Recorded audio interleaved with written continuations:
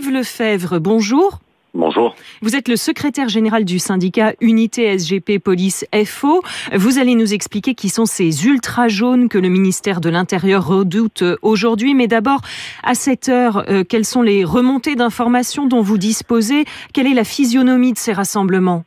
La physionomie se traduit par des contrôles en amont, comme vous l'avez déjà dit à l'antenne, tel que nous on le souhaitait et tel que c'est mis réellement en place aujourd'hui après avoir été fait le 8 décembre dernier. A priori, d'après les retours de terrain, des personnes tendues, des personnes très remontées, dirais-je, qui on sent, mes collègues ont senti ce matin de très bonne heure, qu'il y avait une frange radicalisée dans tout ça, et une frange radicalisée parmi les gilets jaunes. Et c'est ce qu'on craint le plus. D'accord. Alors, depuis quelques semaines, et particulièrement le 16 mars dernier, ce sont effectivement les activistes qu'on appelle Black Bloc qui sont venus affronter la police. Est-ce que vous pouvez nous rappeler qui ils sont, comment ils agissent ? Ces Black Blocs agissent, ils arrivent, je dirais, comme le commun des mortels sur Paris et ont avec eux des effets qui les permettent de changer. Effectivement, tels qu'ils se définissent Black Bloc, s'habiller tout de noir. Et derrière, ces gens-là ont aussi une capacité à préparer leurs actions en amont. Ils n'arrivent pas, je viens d'avoir un message à l'instant que des collègues d'une brigade anticriminalité sur Paris avaient intercepté 3 d'entre eux qui étaient particulièrement équipés de cocktails Molotov, de banderoles anti-flics. Mais ça, je dirais que c'est maintenant quelque chose de commun et avec surtout des cocktails Molotov, des pétards, donc qui venaient manifestement prendre des coups. Et ils avaient tout ça dissimulé dans un sac de sport marqué sapeur-pompier. Donc vous voyez, c'est toute une technique pour tenter de passer à travers le maillage des contrôles.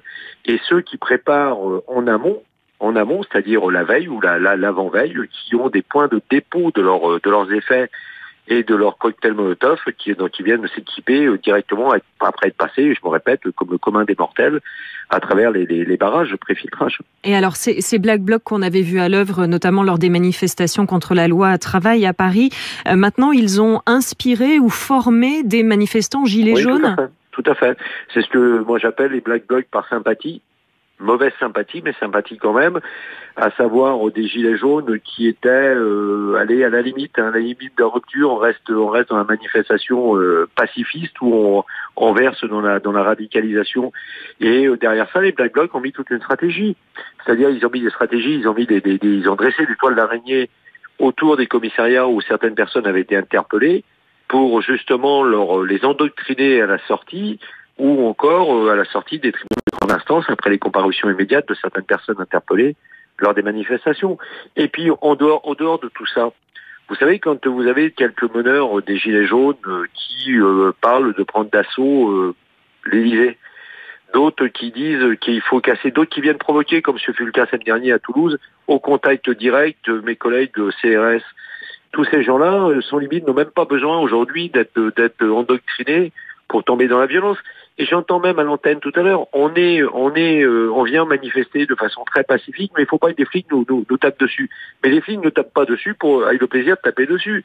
Les flics ont des consignes très strictes et interviennent dès lors il y a des regroupements prétendus et réputés devenir violents. C'est ça le schéma. Aujourd'hui, que doit-on faire ? Laisser casser parce que certains prétendent être des pacifiques ou des pacifistes avérés, et alors qu'in fine, on s'aperçoit qu'on a une... C'est pas l'option retenue aujourd'hui, apparemment. Absolument pas, où la police a prévu des dispositifs mobiles. Merci beaucoup Yves Lefebvre, secrétaire général du syndicat Unité SGP Police FO, d'avoir été dans notre journal. Retrouvez toute notre actualité sur videopolice.com, la chaîne YouTube d'Unité SGP Police.